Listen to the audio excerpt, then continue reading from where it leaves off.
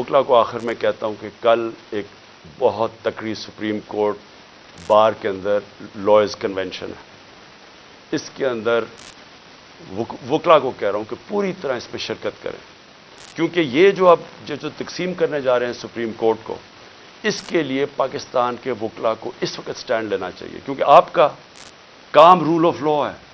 Role of law کو implement کرنا پاکستان کی لیگل کمیونٹی کا کام ہے. تو کبھی بھی ہمارا رول آف لا یا ہمارا جو انصاف کا نظام ہے، یہ کبھی بھی اتنا زیادہ خطرے میں نہیں جو آج ہے. آج ہنگامی شہباز شریف ایک میٹنگ کرتا ہے کیبنٹ کی، اور اس کے بعد جب لوگ تراویحاں میں مصروف ہوتے ہیں تو ایک فیصلہ آتا ہے جلدی جلدی سے پارلیمنٹ سے. اور پارلیمنٹ کیا ہے؟ جس کے اندر اپوزیشن لیڈر نون لیگ کا ٹکٹ لینا چاہتا ہے، اس کو اپوزیشن لیڈر بنایا ہوا ایک لوٹے کو، وہ بیٹھ کے جلدی سے فیصلہ کر لیتے ہیں کہ جی چیف جسٹس کے اوپر سو موٹو ایکشن کے اوپر جو بھی انہوں نے فیصلہ کیا. دیکھیں، میں تو سب سے پہلے کہتا ہوں کہ پاکستان میں جوڈیشل ریفارمز کی ضرورت ہے، اور جو ہم اب پاکستان دیکھنا چاہتے ہیں، جو انشاءاللہ جو اس دلدل میں سے ہم نکلیں گے تو اس میں گورننس ریفارمز بھی ہوں گے اور جوڈیشل ریفارمز بھی ہوں گے. کیونکہ ہمیں جب تک کانٹریکٹ انفورسمنٹ اور جب تک ہم اس ملک کے اندر جلدی سے اپنے جسٹس ڈیلیڈ نہ ہو، انصاف کے جتنی جلدی ہم اس ملک میں انصاف دے سکیں لوگوں کو، ہمارا ملک اتنی تیزی سے خوشحالی کی طرف جائے گا. وہ تو ہم سب متفق ہیں. لیکن میں ان کی نیت کے اوپر شک کر رہا ہوں، اور مجھے ہمیشہ شک رہا ہے، کیونکہ یہ لوگ کبھی بھی عدلیہ کو آزاد اور مضبوط نہیں دیکھنا چاہتے تھے. جس شہباز شریف نے آج یہ جلدی جلدی میں فیصلہ کیا، اور یہ صرف اور صرف عدلیہ کے اوپر، سپریم کورٹ کے اوپر پریشر ڈالنے کے لیے کیا ہے. اور وہ کیوں کیا ہے؟ کہ الیکشن نہیں چاہتے. تو ساری چیزیں وہیں سے شروع ہو رہی ہیں کہ یہ سارے ڈرے ہوئے الیکشن سے، اس سے بھاگنے کے لیے پریشر پڑ رہا ہے سپریم کورٹ کے اوپر کہ الیکشن کسی طرح نہ کروائیں. تو میں کیوں ان کی نیت کے اوپر شک کرتا ہوں؟ یہ وہ لوگ تھے، یہ شریف خاندان، انہوں نے سب سے پہلے 1990 کے اندر جب پلاٹس کے اوپر ان کو بلایا گیا، نواز شریف نے بڑے زیادہ پلاٹس دے دیے تھے، رشوت دی تھی لوگوں کو، پتہ نہیں پیسے اربوں روپے کے بنائے تھے. میں 1990 کی بات کر رہا ہوں. تو ایک جج نے لاہور ہائی کورٹ نے ان کے اوپر نوٹس لے لیا. تو تب بھی دوسرے ججز کو ساتھ ملا کے رشوت دے کے اس جج کو انہوں نے زیرو کر دیا تھا. اور ان کو جج وہ پسند تھے، اور ان کے ٹیلی فون کانورسیشن ہے کہ جج صاحب جناب بے نظیر کو 3 سال نہ سزا ہو بلکہ 5 سال ہو. یہ وہ ہیں جو کہ ان کی ٹیلی فون کے اوپر ججز ان کے اوپر لائن پہ ہوتے تھے. یہ وہ لوگ ہیں جنہوں نے سپریم کورٹ کے چیف جسٹس کے اوپر حملہ کیا. ایک سجاد علی شاہ جیسا ایک ایماندار دیانتدار جج چیف جسٹس کے اس کے سپریم کورٹ پہ حملہ کر کے ان کو وہاں سے وہ جان بچا کے بھاگے. اور اس کے بعد رفیق تارڑ جس کو انہوں نے صدر بنایا تھا، اس نے وہ بریف کیسز لے کے گئے اور انہوں نے کوئٹہ بینچ کو خریدا. یہ سجاد علی شاہ نے اپنی کتاب میں لکھا، اور انہوں نے ریوولٹ کروائی، تقسیم کیا، اور اس طرح ایک سٹنگ چیف جسٹس کو ہٹایا. اب ان کی یہ تاریخ ہے، اور یہ جج وہ چاہتے ہیں جو کہ ایسے امپائر جو ان کے ساتھ ہوتے ہیں. ان کو کبھی نیوٹرل امپائر کا کانسیپٹ نہیں آیا، کیونکہ یہ انہوں نے غلط کام کرنے ہوتے ہیں. جو بھی غلط کام کرتا ہے وہ ایک آزاد اور مضبوط اور کریڈیبل عدالت کو کبھی نہیں آنے دے گا. اور انہوں نے اسی طرح ہمیشہ سارے اداروں کے اوپر اپنے لوگ بٹھائے، ان سے غلط کام کروائے. آتے ساتھ ہی شہباز شریف نے کیا کیا، اس نے اپنا ایف آئی اے کا ہیڈ اپنا بنایا.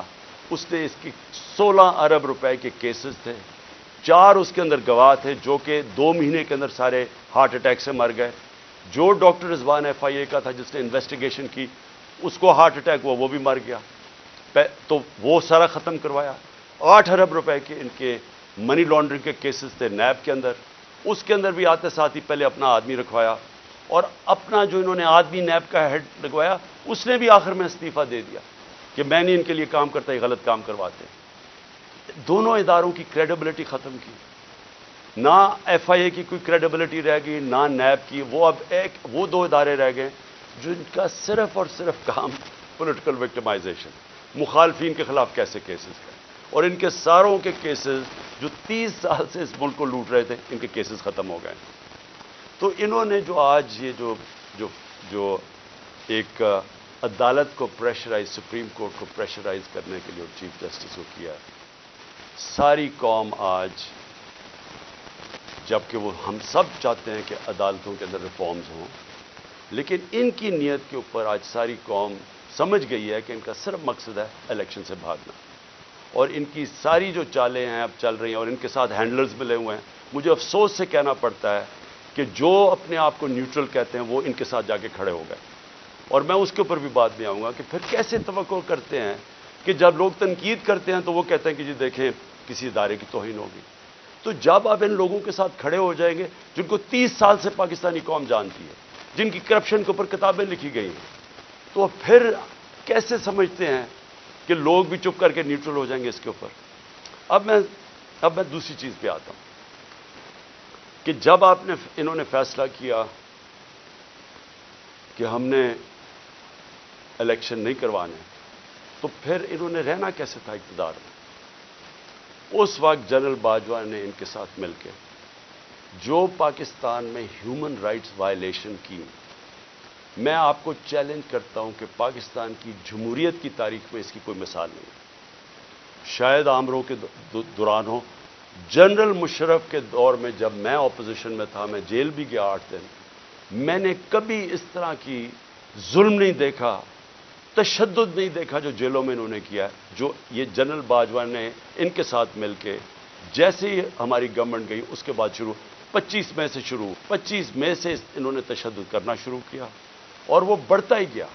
خاص اپنا ایک آدمی لے کے آئی ہے یہاں جو کہ کاؤنٹر ٹیررزم کا ایکسپرٹ تھا، جس نے پاکستان کے شہریوں کو ایک فورن ٹیررسٹ کی طرح رکھا، ہر قسم کا تشدد کیا، سختیاں کی، سوشل میڈیا کے اوپر کی، جو اس کے اوپر ابھی میں آؤں گا.